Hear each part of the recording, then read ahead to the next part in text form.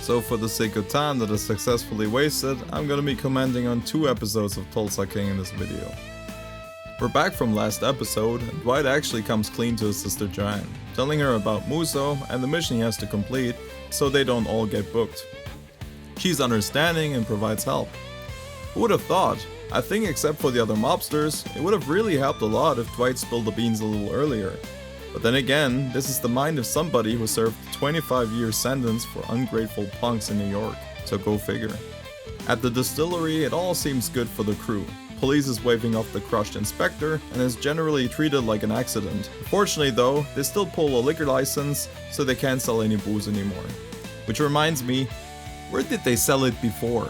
I know BB's crew is responsible for logistics, but who is actually selling this stuff? What happened to the first distributor? Remember the guy with a weird name? Walden? Is he dead or something? We never heard anything about him anymore. Maybe they just dropped in like the dinosaur bones. Guys, tell me where you think they sold it before, because for the life of me, I can't remember that they said it anywhere. Anyways, the gang figures out another way to earn by selling the booze to people directly. Naturally, you wonder how they do that when all the stuff is confiscated. Well, just knock out the guards in front of the distillery and get the booze. It's that simple. It's like that old kid saying, how do you fit an elephant into a fridge? It's easy peasy. Seriously, they're jumping the shark, or rather the cops in this one. I get this is a soapy mob show and made for fun, but that is a big stretch, don't you think?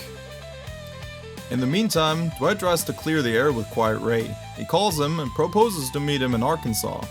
The neutral ground is a joint called Bubbles. Funny, you'd think that's what Bigfoot's brother is called or something.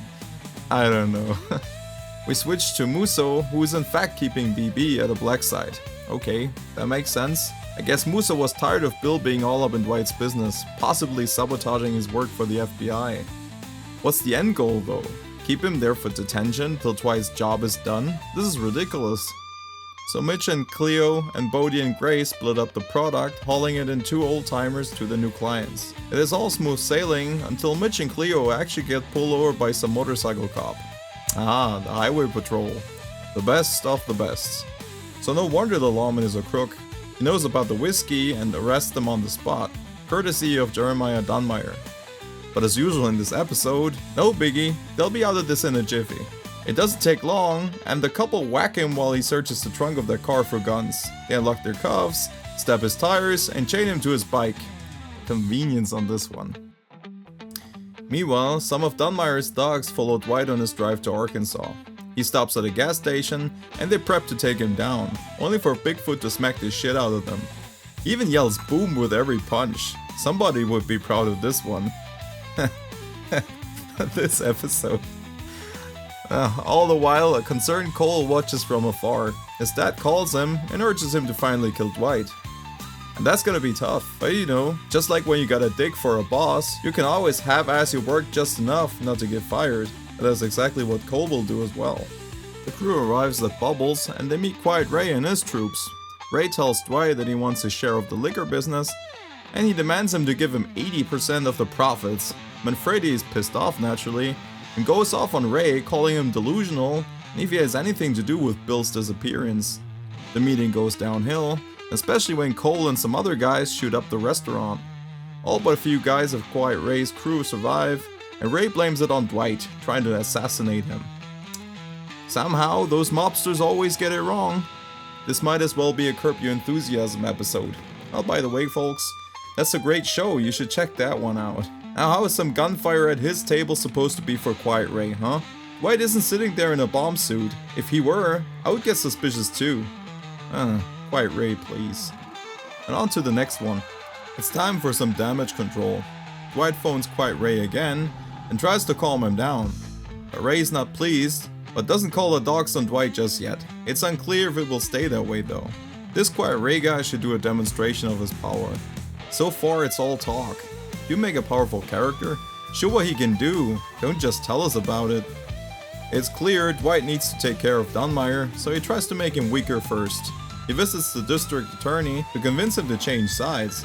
The DA is not buying it though. Dwight regroups with his crew, and they think of another way to win over the politician. And wouldn't you know it, my predictions came true. Cole is meeting with Spencer. She's upset about him and his dad crashing the party last episode. But Cole's regretful and tells her he doesn't want to lose her. I guess hanging around a girl like Spencer sure beats being his dad's doormat. I wonder when he's gonna defect for good though. Meanwhile, Tyson and Goody plan a side gig for Tyson to become a big earner. No! God, please, no! No! No! One guy out of this whole group shouldn't have control over a business. It definitely shouldn't be Tyson. They really aren't serious about ever becoming legit, are they? Have him run the car dealership, or help Bodhi at the weed store, but don't let him have his own side hustle. So Goody tells him there's a lot of money in raiding fraternities for drugs with fake badges. So they recruit Spencer for recon, since she's often at those parties, and it actually seems to work. They collect the product and sell it later at another student party. Not even a bad idea. This way, they never run out of drugs. That's what I call sustainable. That's smart. Okay. Margaret convinces Thresher to host a campaign event at the Bread to Buck to gather some working class voters and have the DA attend as well. Thresher and the attorney actually agree, and the crew sets up a trap. Dwight knows from sources that the DA has a gambling addiction, so they offer him some money on the house and let him win the first couple rounds. They rig it halfway into the game, and the AG loses about 100k. That's gold, Jerry. Gold! That's hilarious. And smart. See, this is what I like about the show. The trickery and the gangster stuff.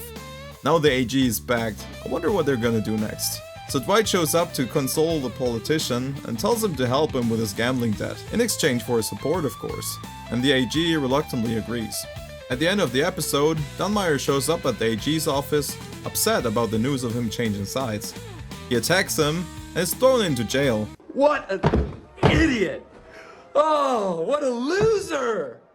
Good! Damn you. You would think Dunmire plays it cool and plans a car bomb or something. Far off, he just punches him right then and there. And that's it for episode 6 and 7. I think the episodes are a little short these days. Sure, we're getting 10 of them this time around, but still, a lot of it's filler, and I guess binging the show is probably more fun. Then again, this way we can talk about it for weeks, am I right? On the other hand, I like that the crew is getting their shit together. Dwight is called the General, after all. Judging by his fictional rank, you would think he got his crew under control. I for one am a big fan of episode 7's cat and mouse game with the AG and Dwight. I genuinely enjoyed them playing the guy and have Dunmire locked up in such a short time. More of this please. I can't wait to talk about episode 8 and 9, which is probably gonna be another double episode. Thank you for staying this long till the end of this video. If you liked it, please leave a like, subscribe to my channel and hit that bell icon so you'll know when I crank out another video. Stay tuned and I'll see you in the next one. Bye.